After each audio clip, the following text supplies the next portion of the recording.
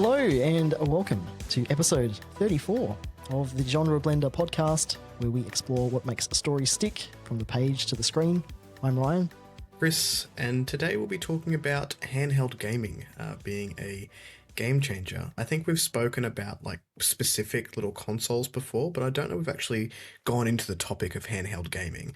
So it'll be fun to do that today. Yeah. We did a video, I think it was a standalone video where we were talking about it, and we nerded out a little bit, and I kind of just want to nerd out some more because things have changed a little bit overall and then personally as well. I feel like it's the way of the future. I know we're going to get into it in a minute, but I feel like just the capabilities of handheld gaming are really expanding right now, which is exciting as two nerds in their middling years who have disposable income. So, The truth comes out. Yes. Yeah. Until AI takes our jobs, we're just going to keep buying tech. What else are we going to do? But we should probably discuss that we did just disappear for the entirety of February. Whoopsie. A bit of a mental health break, a reset. There was Ryan and I were speaking behind the scenes, but just to acknowledge that we weren't here for a month. We're also just busy. February was a stacked month. I had like guests in the house from essentially Christmas until last week, and then we had birthday celebrations and stuff, so there's just very little time.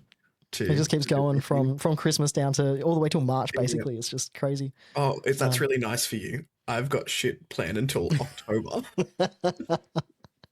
I'm glad I'm not you. I don't think I could deal with that. And then I think we're going to Brisbane for Christmas, so Jeez. I'll talk to you in 2027. Yeah, it's going to be a busy year for you. I had the busy year last year, so I'm actually looking forward to the non-busy year. Maybe we'll cycle.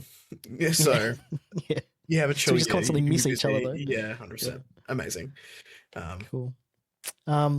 So just to explain that, so we're getting back onto like a regular schedule for the podcast. Nothing's changed with that. We'll still be doing that sort of at the end of every month, and then we'll do some videos sort of intermittently between those episodes, just as we want to. So we're just gonna keep it kind of chill and relaxed and not really adhere to too much of a schedule.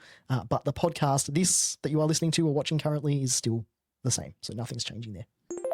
So, as always, let's dive into our read, watch, play to start with. And I've got a fair few to share, but so that I'm not talking, do you want to go first? Have you been reading, watching, playing much this month? Gaming. Maybe do you want to just do like one-on-one? I'll do read, you go read, and back and forth. Sure.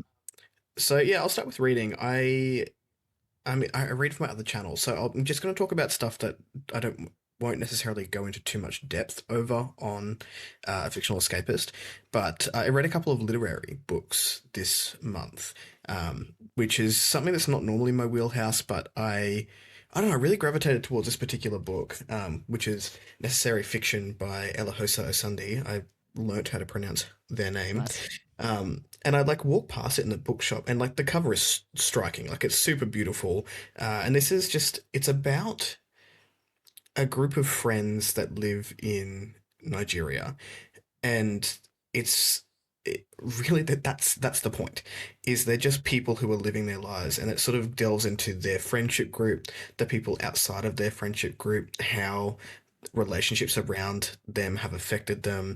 It delves into gender, sexuality, ageism, the place in the world where they are, a lot of like a love of culture in this, and it called me out several times. So it's very literary. There's no plot to it. It's just you're sitting with these people going through different things. And what I found at the heart of it is just there is so much love for the found families, and it's messy and it's complicated. And it's just, I think that's why I got called out, is because our lives as humans, it was very human. It's messy and it's complicated. So there was quite a few like one-liners. I'm not an annotator, but you can see there's like, maybe not because of the lighting, but there's like a bunch of tabs that I put in there. There's heaps of underlines in here. There's like notes on the inside. So a really like profound reading experience, but for 300 pages, it took me close to 20 days to get through because it was so heavy. Just in the themes and what these people were going through. So I read that. So yeah, I will pick up more literary fiction in the future. I just need to be ready for it, I think, because that took a lot of like mental Yeah. ability to read that. And the other one that I'll speak about is Bone of My Bone. This is by Joanna von Veen, and this is a literary gothic horror. There's some, I guess, magical realism kind of in there. I didn't love this one, but it did give me a taste of the author's writing, and I would go back to it. So this is following Sister. I'm going to get their names mixed up. I think it's Sister Ursula, who is a nun, and it's set in the 30 Years' War. So she's essentially she hasn't escaped the convent. But she's running, and we're in these woods, and she comes across a young girl called Elsbeth, who is also running from soldiers, and they strike up a bit of a friendship, and then they go on this quest. They come across a dying soldier who is in the possession of a saint's skull, and they take the skull off this soldier, and it is said that it sort of folklore-y. If you are able to reunite the skull with the owner to bury it with them, then you get granted a wish. So, and we basically go throughout that journey with the two women from very different walks of life. And it was interesting. I think some of the horror elements were a little bit slapstick for me, which I didn't super appreciate, but like some cool folklore in there, very atmospheric, that I enjoyed those aspects of it. I didn't believe the chemistry between the two main girls because I don't know, it just didn't mesh with me. But I ended up being an okay read. I will give something else by the author a chance, but that was basically it for the reads. Yeah, nice. So two new to you authors. Yes, yeah. Yeah, cool. That's always good. Very cool. Yeah, I've not read a lot of Nigerian fiction, but I've read a little bit, and we did some for my uni degree, but not queer fiction. So I have no idea about that space and you know how popular it is there, and I assume quite a bit, but yeah, I don't know anything about it. So maybe I'll have a look at that one at some point. Very interesting asexual character. Hmm. Polyamorous asexual character in there, and they don't get a lot of page time, but just that story is going to stick with me. Just again, different experiences and different parts of the world and how they react to it. So well worth it. Yeah, nice. Very cool. I've also been reading a fair bit. I read Beartown by Frederick Backman. I don't have it in physical. I did it digitally through Libby, actually. So the reason I read it was because it popped up and I was like, yeah, it's ready to read. So I was like, okay, I guess I'll abandon everything else and read it. But it just pulled me in. It was very contemporary. Obviously, it's about an ice hockey town in Sweden, and the people and the stuff that happens, and they're like sports mad, and you know the stuff that happens with that, people sort of turning a blind eye to some of the shitty stuff that people do, and you know because they're sports people, and you know people love that so much, and just it was really I'd never, because I don't care about sports. I don't know if anyone knows that. I don't sports ball. What's that? Don't know. So I don't really have anything to do with sports, anything like team sports specifically. I don't read anything related to it. I don't watch sports. So I don't know what made me want to read this, but I think it was because so many people had recommended it and it was more about the people rather than the sport. The sport is just like a backdrop to make all of the drama happen as like a vehicle for it, really. But I'd never before read or watched or been or had an experience with anything where the author was so aware of the good and the bad with team sports and how that changes a society and how it affects a society and just people in general. And it was done with a lot of nuance, and I thought it was quite brilliant. The story itself is also like the way it's written is interesting because it's very like zoomed out. So you get these like little segments of like each scene, and it bounces from scene to scene to scene with these people and then these people. It's like a top down kind of zoomed out view of everything in a single chapter. And yeah, I had not read anything quite like that before as well. So it was just interesting on all accounts. So yeah, so that was another new to me author. I might actually read some more by Frederick Backman. I quite enjoyed it. It is translated fiction, I should also say, but the translation, it seemed great to me. And then I've also read, or in the process of reading, I haven't finished it yet, The Call of the Wild by Jack London. I don't. Again, I don't know why. I think Is it I White wanted to. Fang? What's that? Is it White Fang? Is that That's the other one. Yes, I think so. like There's I read two. White Fang last year. I haven't Right. read yeah the called Ah, cool. Did you enjoy White Fang? um yes and no.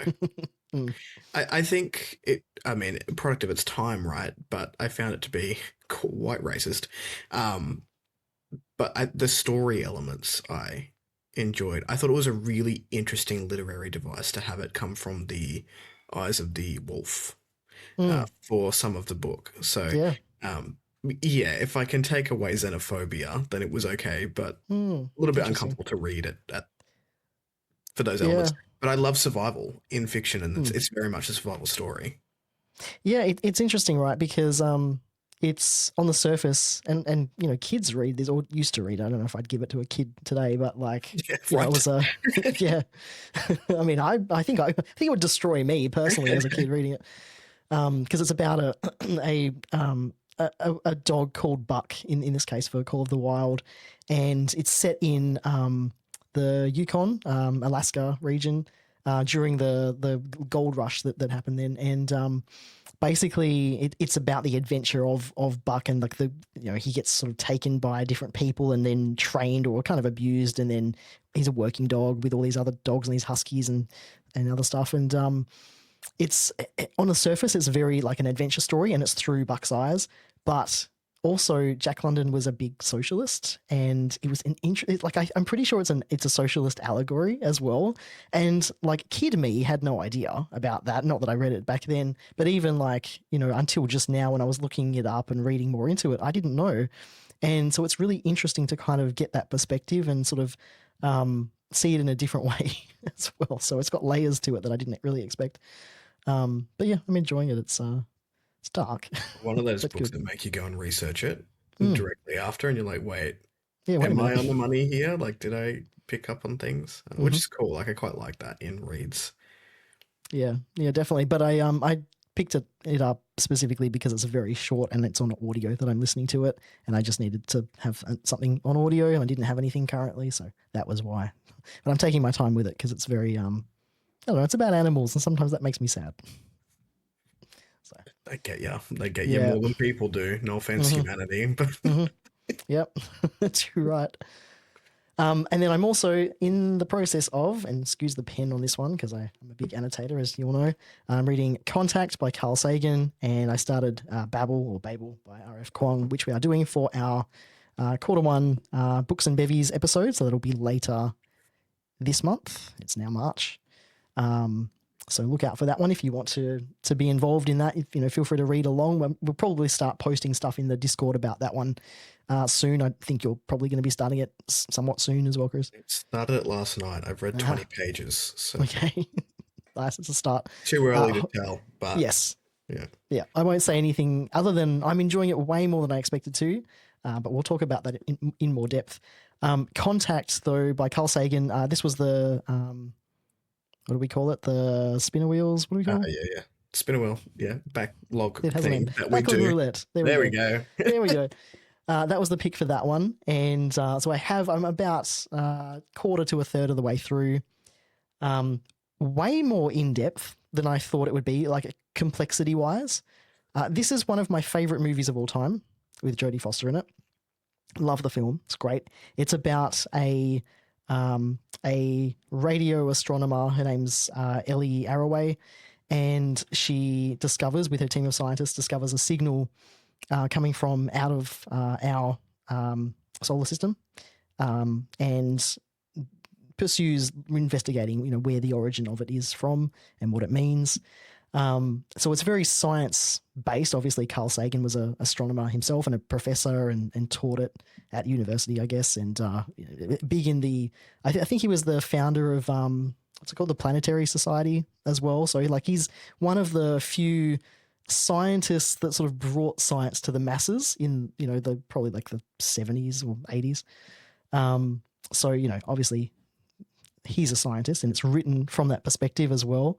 I didn't expect it to be as complex as it is, so it's a slow read for me, in a good way. But yeah, didn't quite expect that. So it's different from the movie, clearly.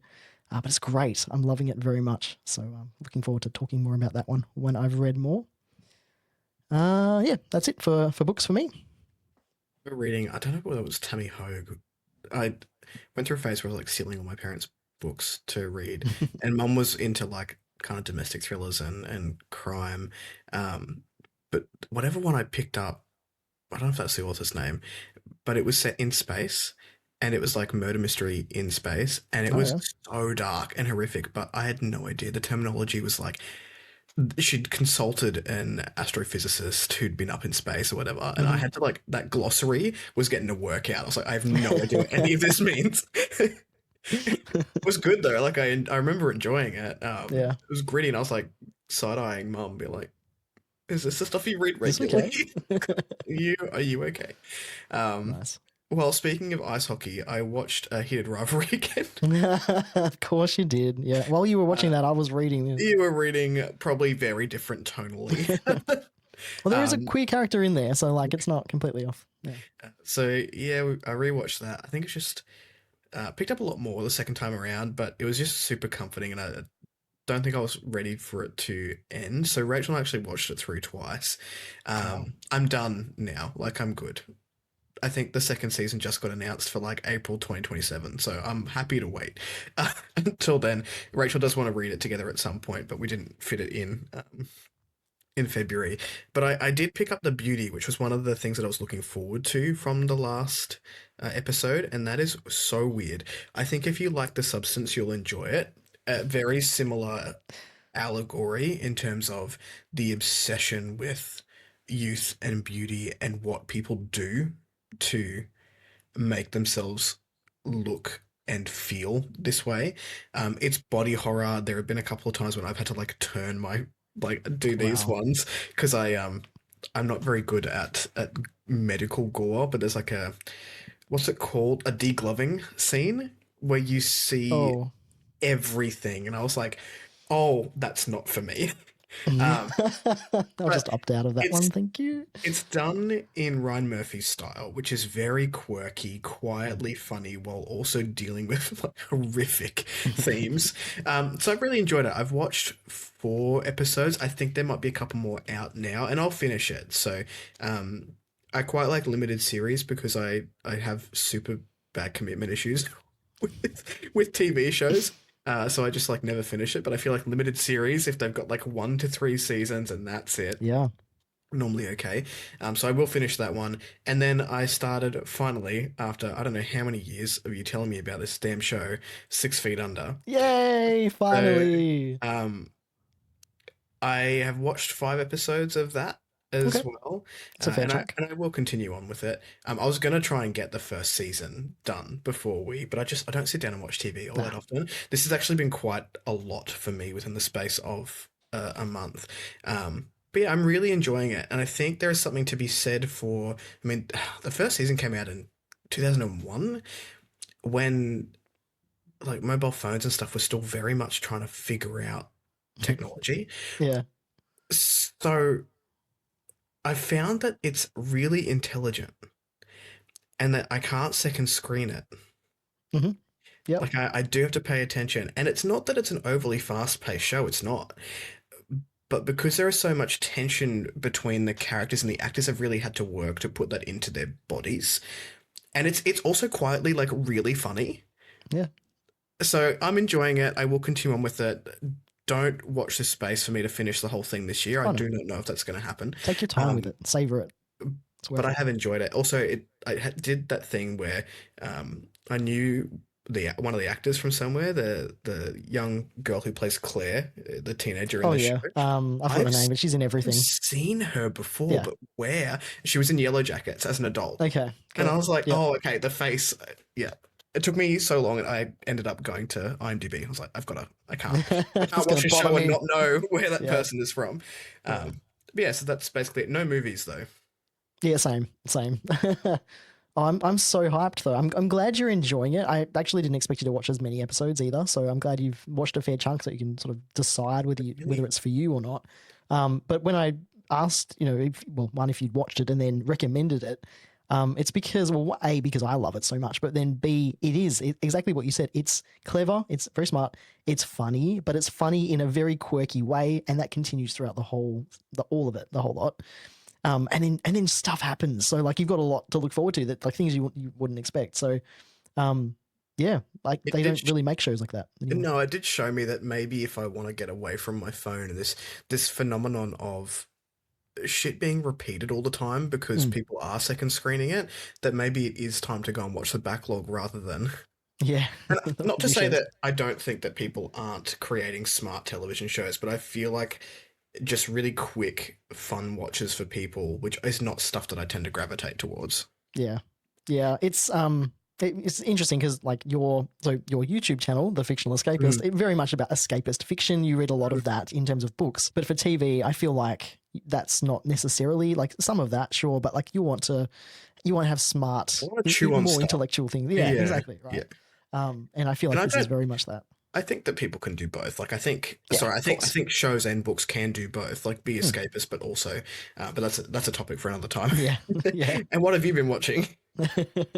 So I also have been watching a lot of TV. Again, no movies. So technically, I've watched three entire series of TV shows, but mostly because they each only had one season, but it counts. It counts. So, We'll it take counts. it.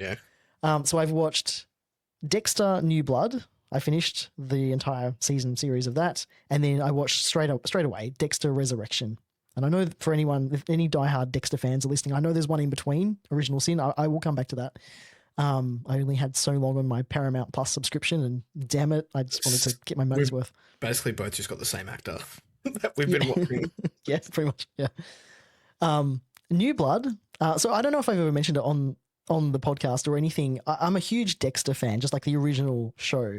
One of my favorite TV shows ever. I thought it was brilliant. It's still brilliant. Um, not perfect, had its issues, but I loved that show and I watched it religiously and it was great. Um, when they switched networks or when something happened and then I couldn't watch them anymore. They weren't available to watch anymore. Just kind of forgot about it for a bit. And then the new seasons or the new shows came out and this was like it's like 5 years ago, I think. I just didn't watch them because I didn't have access to them. So I completely removed myself from like any talk about it. I didn't want to spoil myself with it. I was planning on watching it at some point. So anyway, New Blood, interesting, different. It involves his son. I don't. You haven't watched the show, but it involves his son. He's older, and he's like almost grown up. So a whole different aspect to that. That whole relationship dynamic and everything. Very interesting. Terrible ending. It was awful. That was the worst ending I could have ever possibly Cancelled imagined. it. Well, Have they so both like been cancelled? well, I didn't know what was going on with it because I didn't know about like what followed directly after what order you need to watch stuff in. So I didn't know anything. I also thought maybe, so obviously one season they'd cancelled it. What happened? They made Resurrection. So at the end, well, I don't know. I don't want to give spoilers away. Something happens at the end of Dexter New Blood, a big event, and you think it's kind of the final. It feels like it's very final. But then you've got Dexter Resurrection. You can kind of gauge what happens from the name, and everything sort of continues on. But Resurrection, so good. Like, probably better than the original Dexter show. That show, like the writing of that show, I don't know how they did it. The writers managed to both give the audience what we wanted out of a Dexter show, like more of just Dexter being badass, doing his thing, but also surprising us in really interesting ways. And that takes some writing chops. Like that's not an easy thing to do, to be able to surprise the audience while also giving them all the stuff they want.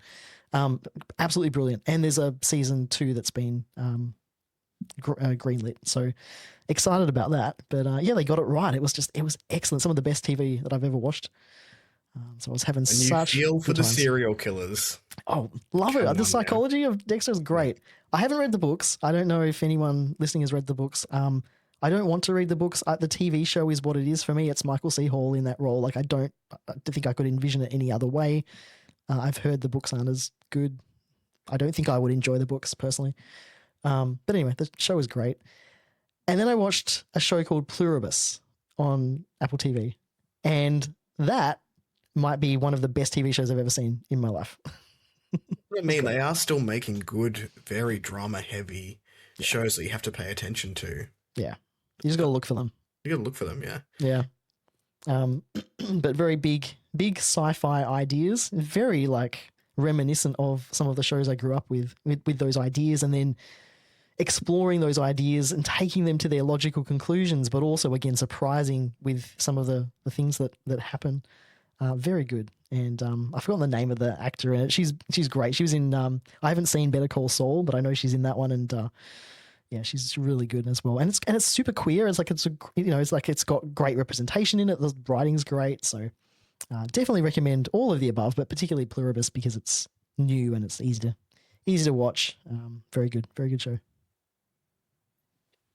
Cool. I've played a lot. I've done quite a bit of Oh, gaming this last month, and I think it's that escapism. The world is kind of weird right now. We're in a weird place in the world because I was talking to Ryan off camera. We live in a really privileged country, and seeing a lot of the stuff that's going on is scary, and there's a lot of empathy fatigue, I think, for other places and guilt that comes with that. And it's a weird place to be in because you want to be informed, um, but at the same time, you also need to protect yourself mentally, and that tends to be when I go to gaming or watching more, which is seems to be what's happening at the moment. So I'm only going to mention the two that I haven't actually mentioned before because a lot of the stuff is like I've revisited because there's been updates. So I won't go too much into that, but I did play Dredge, which was my backlog roulette pick. yes. I probably played about 70% of it, and then so what happened during Dredge is that I picked it up on the Switch and I was playing it in the office with Rach, and then our friends stayed over, and our friends really like watching people play games. So they said, "Oh, we're just watching YouTube about people playing games. Why don't you put on Dredge on the TV and we'll just watch you play it?" So I was like, "Okay, cool. We're all hanging out in the same room." And then the friend that stayed here was like, "I have to have it. Like, I have to." So then she basically took over the TV for a week and played her own save file of Dredge. So it was basically on our television for like 10 days straight. And then Rachel bought it. So Wow. within that, period when I was playing it, and it's really cool. So you basically wake up in this like sea shanty town, and they say, don't go out at night, not safe. You can make some money here, go out and fish during the day. Don't don't get out of here after sunset. You're pretty much a goner, so probably back to the dock. And then time goes so fast that you don't really have an opportunity to do much within those days. And it's sort of it gets uncovered that this archipelago situation that you're in, there's some mysterious elements and things in the water that you don't expect. And if you do go fishing at night, you get all these like mutated fish. And so across this archipelago, there's like docks and things like that you can go and stay in. And each little island has its own sort of mystery element, but it is very much it's a cozy horror game. And I love the way that they've been able to mesh those things together. There were some terrified screams that happened over that 10 days when you're being chased by like the Kraken. Oh wow. Um, and it's like it gets all dark, so your captain panics, and then the screen goes a bit weird, and there's like eyes everywhere, and it gets all like red, and the music gets loud. But it's at the same time, if you just want to go fishing, you can just go fishing and make some money and upgrade your boat. So it was really fun. I quite enjoyed it. That is from Team 17 who did Overcooked. So yeah, cool. They know how to make people stress in a game Yeah, and in yet a fun still way. make us, and then yeah, in a fun way, make us come back. So, Yeah. and then sort of similar but not. Bear with me. The demo for Windrose dropped, and I started playing that this morning. This is an survival open world co-op online RPG where you play a pirate. So. But I started playing it this morning. I played it for about 2 hours this morning, and then I went, "Oh crap, we've got the podcast." So it's a demo. The demo alone is 21 gigs. What? It's a huge demo, and the idea is this: it's even before early access comes out. It's we want you to play this first. I think it's the first couple of quests, and give us feedback on the mechanics. Now, hate the combat; it's Oh clunky, well. but the exploration is really fun. So you essentially wake up on this ship. Your ship is under attack. You're a captain. It gets totaled. You touch this artifact, and somehow you survive, and you just wake up on an island, and you've got to try and figure it out. So you've got to build yourself a boat to get back to other islands while surviving. I've been killed by a boar about 45 times in the space of 2 hours. But yeah, I don't know. I'm having a really good time with it. It's beautiful. It looks like it's going to be a huge game, which is where I really appreciate just independent developers who aren't doing things solely for consoles. They get to play around a little bit more. Yeah. But I'm super keen to be a pirate. Yeah. I mean, hell yeah. I mean, who doesn't want to be a Yeah, pirate? Arr, it of looks course. quite hard once they like the ship battles. I got into like a little dinghy, and it's so hard to control. But oh no, because you move the sail, not the boat, and you've got to figure out the Oh. wind Oh to wow. move the boat around. So I can see that that's gonna suck, but yeah, it makes me think maybe I should go and play Assassin's Creed Black Flag. I've got no Oh interest in yeah, the Assassin's ship Creed one. games, but I was Yeah, like, yeah. I do like being a pirate. So Hell yeah, why not? The ship thing you just mentioned reminds me of Lego Voyages, which is something that yeah, yeah. Steph and I we're still playing it, but you both have to control a ship or a boat. So one is like forward and back, and the other one is like turning. And yeah, the teamwork with driving a boat is fun, and by fun I mean interesting. Immensely frustrating. But Very you have to frustrating. remember you love the person that you're doing That's it. it. Oh, that's cool. It's you just reminded me as well. I think is it called Next Fest? The Steam. There's an event where all the demos are dropping at the Yeah. moment. So there's heaps of demos. There's one that I've played. I can't remember the name of it. I'll probably put it in the show notes. And I haven't finished it yet, so I'll talk about it next episode. But there's like a pixel art game that I was really looking forward to. But I started playing it on my Steam Deck because I don't have a PC to play anything on. So I started playing it on my Steam Deck. The aspect ratio is like really widescreen, so it's just like Right. this tiny little Yeah, thing. yeah. And I was just playing it. I'm thinking, I don't want to play this on a tiny screen. I feel like I'm doing Mm. the game a disservice because it's so beautiful. So anyway, I'll talk about that next week when I've played it properly. But yeah, there's lots of demos at the moment, so knock yourselves out. There's lots of things going on. I've mostly been playing Persona 5 Royal. I've gotten finally back into it. A bit of a segue to our next topic, a little teaser, but I've mostly been playing on the Steam Deck, streamed from my PS5. It's allowing me to get through it. So I because I work in this space, I over there. I don't always want to be in here playing games, even though I've got this nice OLED screen. I just sometimes need to get out. And this is where my PS5 is. So most of the time, I'd rather just like play on the couch or something like that. So the Steam Deck's been great for that. So yeah, I've been making a lot of progress in Persona 5 Royal finally. Also because I realized I was making it really unfun for myself by using a guide, which I wanted to do because I know I'm not going to go back and play it again because it's like 100+ hours. But also at the same time, it was feeling like homework, and I realized I'm playing games for fun. This is stupid. What am I doing? So I had to kind of reassess. And so I'm playing it a lot more loosely now. And it's fine if I miss things. I'm okay with that. But I'm having a lot more fun with it because of that.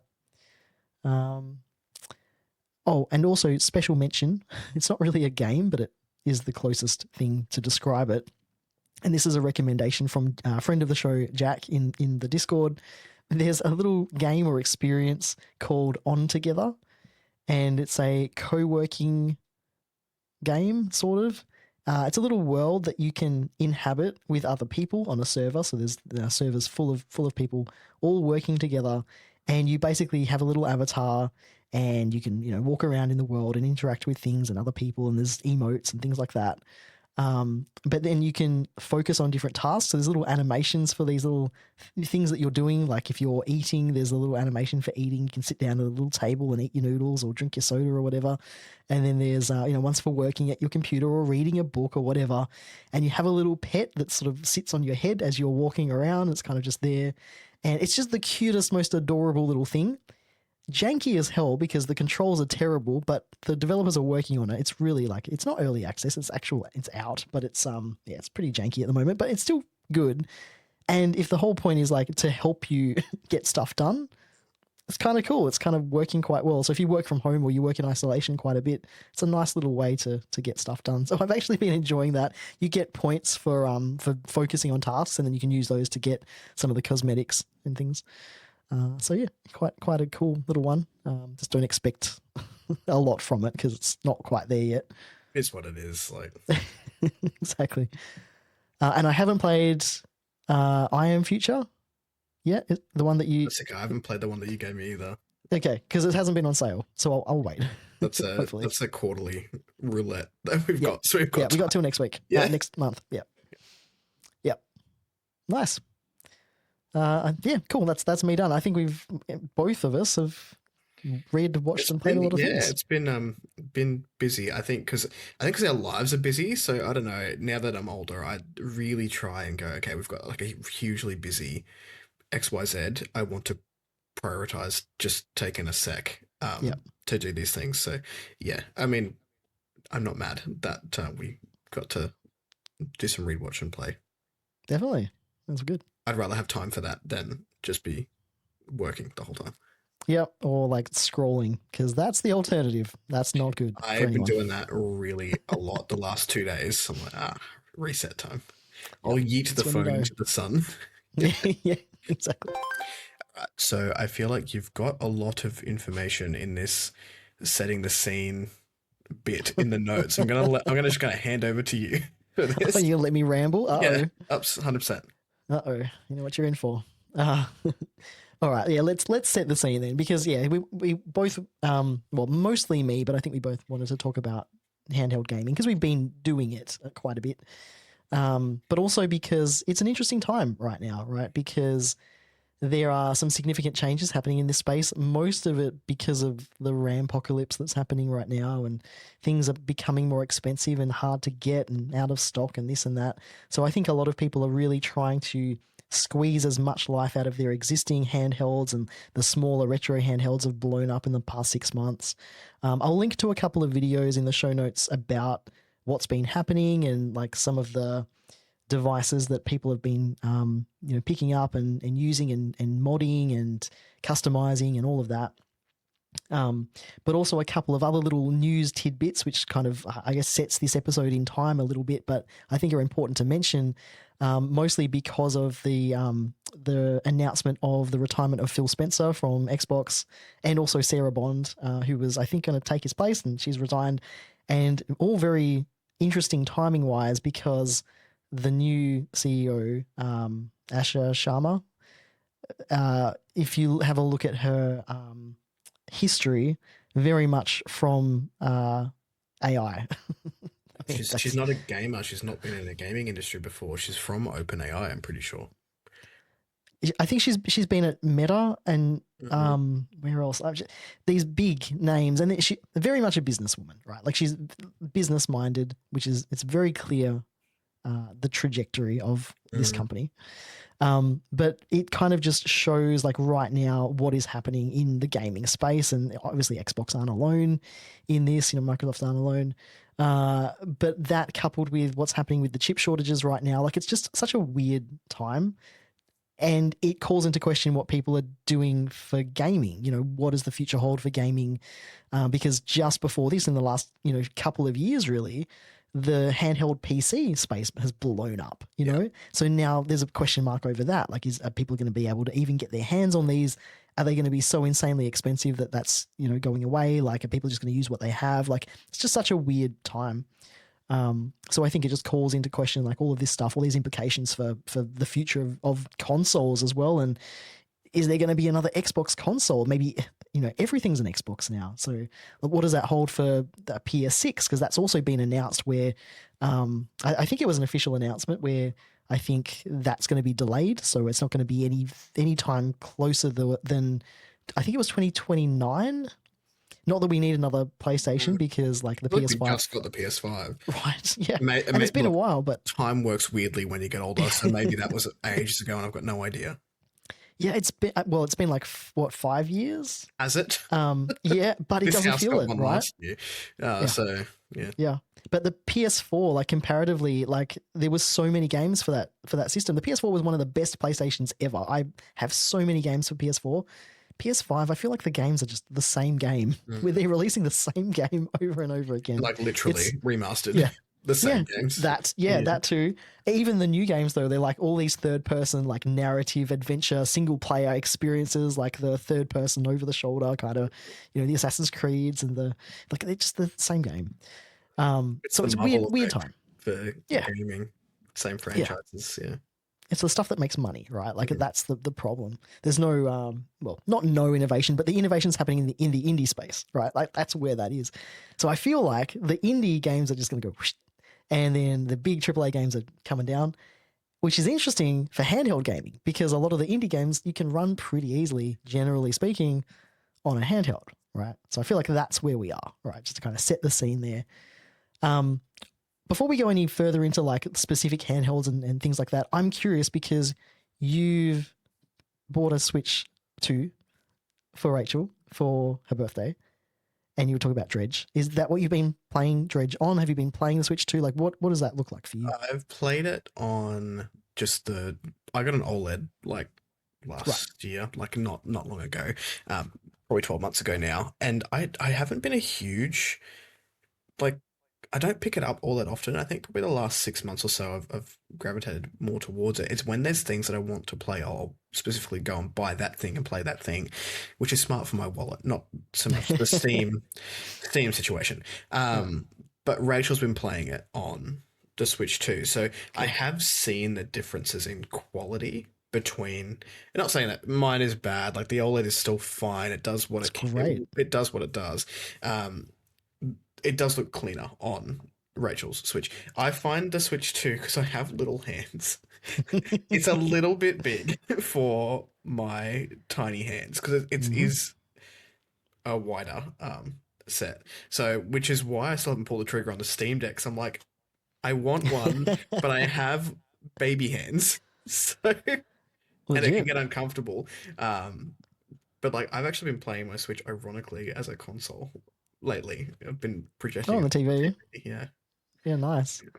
That's interesting. I want to dig deeper into that. So 2 points there. So one of my questions to you is like, what do you think of the size?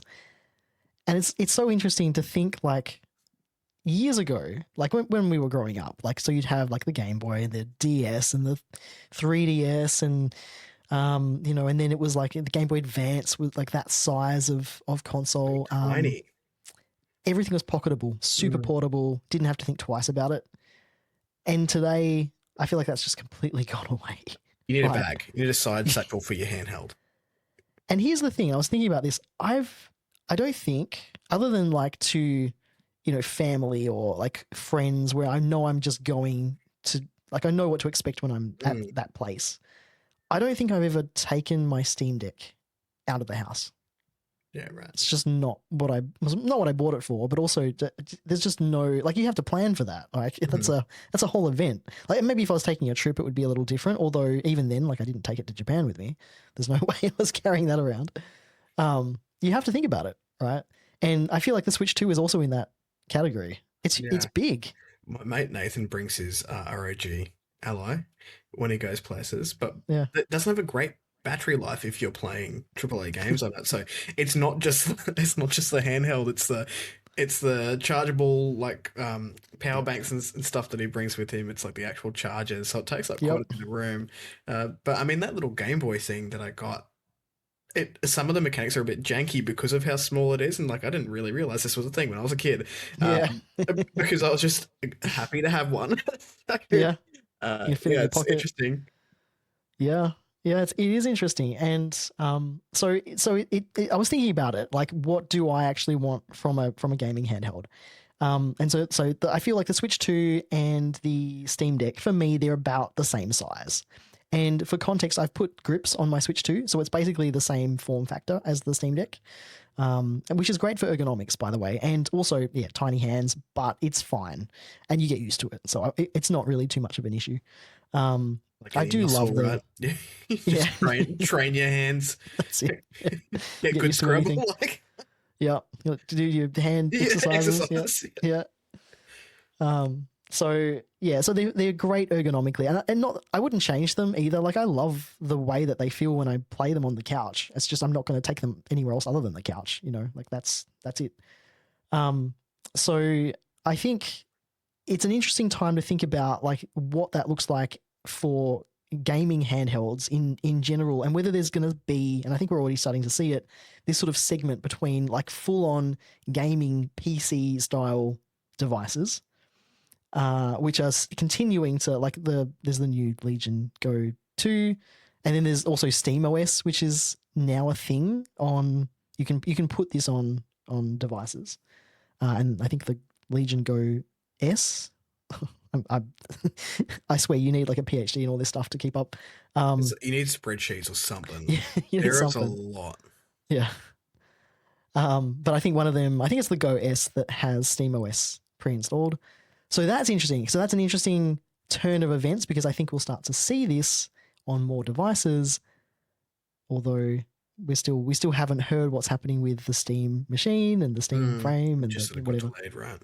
Yeah, it's a bit of a question mark. So it's like there's stuff going on, right? There's all this stuff going on. But I was kind of thinking about it and realizing what I use my Steam Deck for mostly is just streaming from my PlayStation. Yeah. And I don't need a Steam Deck for that at all. That's like overkill. It's But nice. you know what? If it works and like that's where you're comfortable, that's where you're actually relaxed, though, and that's the connotation of being on the couch. Then why not? That's it. I'm not mad about it. Like it's a great experience. So do you play it on the couch while like Steph is watching Yeah, TV? So you still like yeah, yeah, it just creates that parallel play environment, right? yeah, And that's what 100%. I use the Switch for. And Yes. most of the time is parallel play, Yeah, because life gets busy. yeah. And I want to spend It's time with my person, but I also want me time. So I think yeah, it's a great use of the technology that you've got. yeah, hundred But all right, I percent. didn't mean to jump in and cut you No, off. no, I've nothing. I've no point to make here other than it's Mm, interesting right now, mm, and that I've been thinking about it and like how do I currently play games because I feel like for a lot of people, especially older, like our age and even older, um, and maybe some younger as well, though it depends what you've grown up with. But because we grew up with the ultra portable gaming yeah, yeah, consoles, we have that nostalgia for them, but also like we've realized how useful that can be. yeah. Like there's something about that makes sense. So I went down the rabbit hole as we've talked about in a previous video of the emulation handheld. So the one that you have, and I picked up a couple of other ones by Ambinic and Miu. I had the Miu Flip, and they're great. They're great little devices, and you can customize them. And they run Linux. They're very bare bones. They're not very powerful, so you can really only emulate up to like I don't know PlayStation 1 on mine, which is fine for most people. But tiny little screens, so like they have their place as well. But I kind of felt like there was something missing, and I feel like that space is opening up where you've got like emulation that's becoming available to the masses in a way that like is easy enough for Yeah. most people. And then you've got like the rise in prices. It is interesting to see all of this sort of come together and level out. And I think these devices are just exploding at the moment. Like people are just nabbing them up. It's hectic right now. I think, I mean, there's something in what you said there about just I'm millennials across the time frame, right? So, you and I are sort of in the elder millennial camp, and I think people who are turning 28, they're called zillennials, like they're right on the These cusp of names, I being Gen swear. Z, yeah. But like probably from around that age group, I think our generation and probably younger Gen Xers as well, we have grown up with this gaming boon. Like it's really taken off. So I find a lot of the time when I talk to gamers, they fit within this age group. Yeah. Older Gen Xers have grown out of it and they haven't found as much enjoyment in it. The younger Gen Zers are mobile gamers. So it really is like, unless people, and this is why I think we're dumbing down our games as well, which is another topic, is to get people into it, they've got to be accessible for, and no shade to Gen Zers, but you're on record as being the lowest IQ out of all I just generations. watched a video about that just Yeah, now. Yeah. because of things like AI and just how accessible things are. So like we're in a real sweet spot of us, but also millennials as a generation have lived through so much fucking crap Oh, for sure. that the nostalgia aspect is really what draws me personally back to a handheld device. It's Mhm. comforting. Yep. And because of all those memories that you have as a kid, and like, I don't know, for us was going on road trips to Harvey Bay and like trying to catch street lamps. Like Yeah. when you were like had the When there's no Game Boy backlight. before there was no backlight, yeah. And then you got like Yes. yeah, like, yes, all right, I can do that thing, that one thing underneath the street lamp. Yeah. And then we got the backlight, and it was a game changer Oh, for for sure. us all. Those are the days. I wonder if it's also like millennials driving it. I don't know. I don't know. I think it's probably a bit of both, but I mean, I think like the tail end of like Gen X all the way up until yeah, like it's mostly our Hmm. generation millennials. So yeah, probably. Um, I didn't mean to it crap on is Gen Z. Sorry. yeah. Sorry, I Gen know Z. there's a couple that that Yeah. watch this. Yep. Whoopsie. I don't know. Back in Annoy my anyone? day. Get off my grass. Yeah. Um, Now, I'm curious because it's been a while since we've talked about this, and I don't think we've chatted about it off the podcast. The last time we talked about gaming handhelds, you were thinking about buying a Steam Deck or a Yeah. Legion Go or something, Rogue Ally, question mark, whatever, considering well, firstly, because I know you haven't made the purchase yet of anything, because you would have told me about it. I'm pretty sure, and Would have also told you to because set of it up. maybe although you've got another technical person in the house, you should be all right. But because of the state of everything right now, with the chip shortages, with the rising expenses, with everything that's going on, have you thought more about what you're wanting to buy? Are you still wanting to pick up something? What does that look like for you, and what are your thoughts Yeah, on that? 100%. I still want a Steam Deck. It's this year has been one of the most expensive years of my life. So it really is just a timing of trying to balance debt and paying off that debt and need. My poor laptop is on its last legs. Uh, Save me, Chris. it Save me. it is. I loaded up WinRose on it, and it was like, please. It's Please just don't like do this to me. It's like just coughing. It gets super hot. It glitches out, but it's still doing what it needs to do. So, yes, it is still happening. I am hoping probably towards the tail end of this year. So the next thing I need to buy is a laptop, and the decision I'm umming and ahhing about isn't so much, am I getting a Steam Deck? Because that will happen, and if it's more expensive, it's more expensive. That's fine. It's the do I go a Mac because I want something to write on with a good battery life because I would love to go out and about and take it with me. Whereas historically I bought gaming laptops and they don't have a great battery life. mhm. So but it does have all of my shit on it. So whether I go another Windows laptop because I can easily, and by me I mean someone I pay to do this, put all the stuff that's on that laptop onto the new thing, or do I just go do one of these to the cloud, move to Mac, and put it all into the cloud and just hope for the best? Yeah, yeah, interesting. So And that this is your personal, because I know you have like a work one and a personal one. This is your personal laptop for your stuff. Yeah, yes, yeah. but I've also like been really enjoying the cloud because I've got Word, like the Microsoft suite, um, on the cloud. So I've really enjoyed like putting the laptop away and having this because I've got a Mac. To do work on it, and it works quite seamlessly between the two, which I imagine gets better when you have two Mac products that just talk to each other the entire time. And if the idea is to move away from being kind of like you, being in this space all day, every day, but then at the same time, I do really like Steam. I don't know, watch this space. Yeah, to be continued. I've Yeah. got 12 months of umming and ahhing to go before I Well, pull the in plug. 12 months, everything's going to be completely different yet Yeah, again, and right? then Like it's it's a going to new. be That yeah, laptop's not going to last 12 months, so I've got to make that decision first. sticky tape and bubble gum. Yeah, Oh it's boy. it's just it's the cooling fan that's out now. Can't Probably do just it. needs a good clean. Have you vacuumed it lately, Yeah, yeah. Chris? Yeah, I'm kidding. Yeah, it is an interesting time. Like, I don't even know. Like, if you were to ask me, I don't even know what I would recommend to you now. Like, Mm. it's that crazy.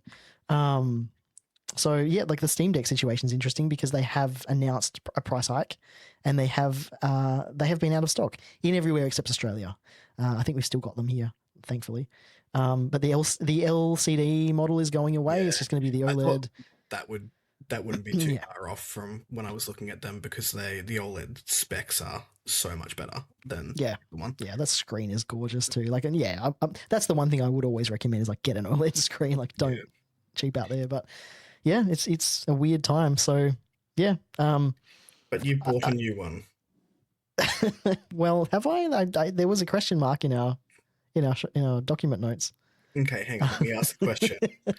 Did Ryan just buy another gaming handheld device? Yes, Ryan did. I am buy shocked. I am shocked and horrified at this revelation. Gasp! Yes, I did. So going back to the point about like fitting a need, like not like wanting to play modern games, but also on something that's super portable and not really having anything. I've bought something as basically it's a brand called AYN and the device is called the Thor. So the AYN Thor, it's a dual screen Android based handheld. And for any tech nerds, it's running a Snapdragon 8 Gen 2 chip. So it's like one that's out there. It's been fully embraced by the community. There's lots of stuff available for it, lots of software available for it. That's fun. It's gorgeous. I've been looking at it for ages. Didn't expect to buy it right now, but because of the Rampocalypse right now, they've announced there's going to be a price increase. And also these things have like a 2-month waiting list. The purple one is so beautiful. It's nice. Guess what color I went? I'm guessing you went the one that looks like a retro. Am I that obvious? Yeah, yeah. Yeah, the purple was a close expensive. second. Oh, this is USD. Oh, it's USD. And then you can go up and pick the higher models, and yeah, they start off cheap, but they go up from there. But it's basically like the Swiss Army knife of emulator handhelds. Anyway, I need to put that away. Yeah, yeah, do that right now. I barely play the Switch. Yeah, yeah. I have a Switch just sitting there, and I don't. It's not a need, Like again, disposable income. I have the luxury of being able to afford it, but I think it is because like I want to be able to have something that is portable but still plays the games I want to play, and I felt like everything else was a compromise. So I feel like now is the time when emulation has come into its own, and it's easy enough for most people. So if you're just getting into it, there's so many resources. Is that a dig? There. No.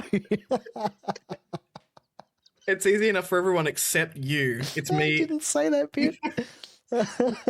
I call out Gen Z like the thing. I can't deal with computers. I'm with you, kids. Get off my lawn. No, it wasn't a dig. It's I think even yourself, Chris, you'd have a fine time doing it. There's so much out there now. It's pretty easy to follow a guide. So yeah, I'm excited. It's going to be a while. I won't be able to talk about this for probably another couple of episodes. So we'll see. I think it's going to ship probably late March would be my guess. So hopefully. So yeah, watch this space. Cool. I mean, it looks great. I'd be interested to come over and see what it's like. Yeah. We'll do that could be dangerous. A bring your own device day. Yeah, show and tell day. Yeah. Yeah. Yep. I still can't get down with VR, but that one yeah. Cool. We'll get you there one day. All right. So before we head into the Backlog Roulette, which I haven't prepared this time around, and we've got a coming right up. I actually don't really know what I've got going on. March is a bit of a weird month again. This year's just busy, but I'm going to Sydney for 5 days or so, and I'm also like helping with a social media plan for an anthology. So like my Mondays are out because of their planning days for this anthology thing, which is normally a day when I would that's the day where I would sit down and do something. That's your day, yeah. So I don't have anything for coming right up. I still want to watch Pillion, which I didn't watch. So that's I will try and do that in March. Yeah, cool. Yeah, it's good. That's probably good to not have too many things, but there's a few things at the moment, and I'm trying to also not be like, oh, shiny, like Mm. there's too I'm much. I am dying to pre-order. It's actually a console game. I've gone back to playing on the TV, which is interesting. And just because Rachel's not really using it, and she's the gamer of the two of us, so it's free. It's not being used. So I'm dying to play Crimson Desert, but I've told myself I can't buy it until I've finished one of the other big games that I've got. So I'm Nice, playing Dragon's Dogma at the moment, so maybe when I finish that, I'll buy Dragon's Dogma 2 and Crimson Desert, and they'll be my games for the year. nice. Well, that's a smart thing to do, and I envy your willpower, sir, because I do not have it at Well, all. I don't have this willpower on Steam, which is why the Steam Deck is also not being bought because I will just buy shit that I don't need on it. Oh boy, yes, this is true. This absolutely happens. Because like there's a Um, sale on games that we want every week. Stop it. and then if all your friends are gamers and they're all enabling you as well, like you've Yeah, got yeah, no chance. 100%. None. Yeah. So what are you looking forward to? Just the one just the one that I want to mention today. But it's Pokemon Pokopia. It's like right around the corner. It's literally next week. It's next It week. looks like Animal Crossing and Pokemon had a baby. Like It does. it does look quite cute. It does. There was a Pokemon 30th anniversary just happened. There was a Nintendo Direct for that, which is kind of lame, but also like the Pokopia footage was How kind of dare cool. And then you. also the new. I mean, look, there's new mainline Pokemon games have been announced. Winds and Waves. Cool, great. Other than that, eh. And yes, Leaf Green and Fire Red and. Are they out yet, or are they? Yeah, they're out. coming? No, Okay, great. I went to dinner with the little social group that I've got here in Perth on Friday night, and one of the couples, the lass turned up in a Pokemon dress, and I didn't realize it was the 30th anniversary. I was like, "Oh, your dress is really cool." She's like, "Oh, yeah, it's the 30th anniversary. We have to leave and get home by 10 p.m. to watch this thing." To watch it. But Nice. so her partner showed me their lounge room setup, and they had two TVs, one with leaf green, one with fire red, ready to go. And that's the whole weekend. Jeez. And I was like, that's amazing. That's kind of crazy. But look, I think you did the right thing and played it on your little dinky little handheld. But I wanted the the nostalgic experience of getting frustrated at the controls. So So that was all part of the yeah, whole experience for you. Yeah. trying to drive the bike around, like, oh, motherfucker, just Memories. yeah. Actually, I've never played Leaf Green or Fire Red. So Did you play I the don't know. blue one? Yeah, Blue It's the Blue was my same. first one. It's the same game. I know. Well, they're all the same game. I played basically, all of right? them as a child. I played yellow, Oh green, wow. blue, and red, and I chose the fire Pokemon in everyone. Except for when you had to get Pikachu in the yellow. um, Slight tangent, but Pombon, from the new starters, adorable little Pomeranian puppy Pokemon. That They're not will be the even first time I will trying choose a fire anymore. starter. I'm not mad about it. It's fine. It's fine. The water gecko is kind of cool. The owl is kind of anyway. I'm not going into that. We could do a whole episode on Pokemon nonsense. Maybe we should.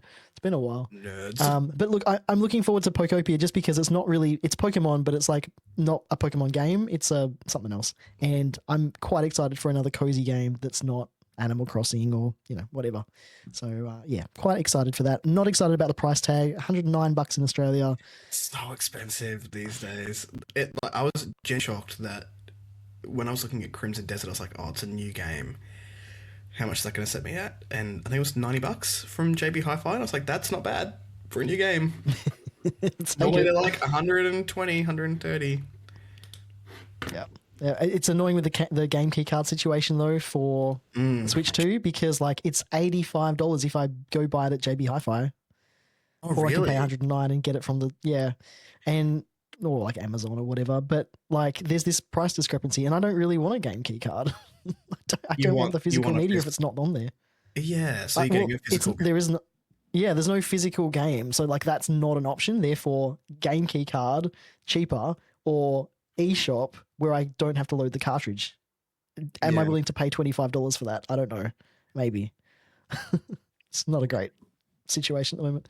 Anyway, looking forward to Poco Beer though. So I'll talk about that more probably next episode.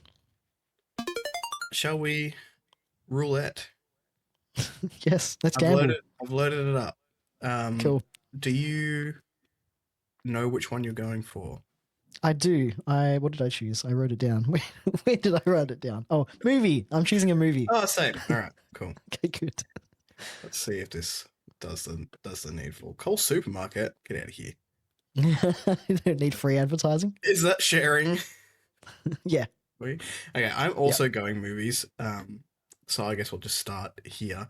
I rejigged this, so I basically put either movies that I want to watch that are recent, but I know they're not top of mind, so it'll get like 5 years from now and I just still won't have watched them, or franchises that I've wanted to watch for ages and I've never done it, or franchises that you've told me to watch, and I've just not done it. So Love it. this means I'll have hopefully 2 movies to watch before the next episode. Okay, I've read all the books. Wow. Yes. But I've never watched any of the movies, so okay. I'm excited for you. I'm excited too. There's more than one movie, isn't it? There's Silence of the Lambs and Hannibal. Yeah, I think there's a few plus the Dragon? TV show. I don't know if there's Yeah. I mean, I watched the first few episodes of the TV show when it came out. Anyway, I'm excited for this. One of my favorite book series of all times. I have audibly gasped at the end of Hannibal. In a car, I was like waiting in a train station because I was like, I'm not leaving until I finish this book. And I was like in the car park. So that'd be cool to watch it. And then spoiler, I'll just put the second movie on the list. Yeah, so that makes sense. The franchises. Okay, you were doing movies as well. Mm-hmm. All right, still can't believe we watched The Princess Bride. That hurts every I time know. see it. Okay. The OG Roadhouse.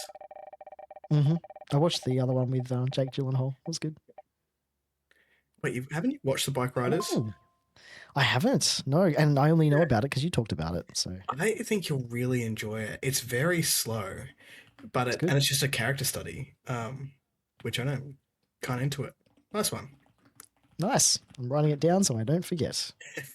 Or at least we'll have something to talk about for our watch thing in March. Good stuff. Cool. All right. Well, that's today's episode. I hope you enjoyed watching or listening to it. It feels good to be back. So we're not going anywhere. We're doing the podcast. There'll be another one. Yeah, just have to wait a little bit longer for. Yeah, exactly. But thank you all for tuning in. As always, notes to all the stuff that we talked about will be in the show notes. All the links and stuff will be in there as well. You can find the show at Genre Blender Podcast on YouTube and in your podcast player of choice. And if you haven't already, please consider subscribing to our YouTube channel, just because that's really, really helpful to us. And we're still trying to grow our tiny little baby channel. But it we'll hit the 100. We're aiming for the 100 this year. 2 years in. It's all right. We do this for funsies, and I think everyone knows that. Every little bit does help. So please, if you can, that would be excellent and super helpful for us. And you can also visit genreblender.net, where you can find everything else that we do, including some articles and reviews and stuff that I've put up there. And, our links to our socials are on there as well. So feel free to jump on there and have a browse. To all of the world hoppers out there, we wish you safe travels, and we will catch you in the next month, where we'll be talking about rereading. We actually have a topic we have prepared, so I'll be talking about that. And then we do have what's it called, the book one? Oh, Books and Bevies. Yes, that is coming up very soon. Coming up for Babel/Babel, which will also be in the month of March. So we'll catch you then. But until then, see ya. Have a good one.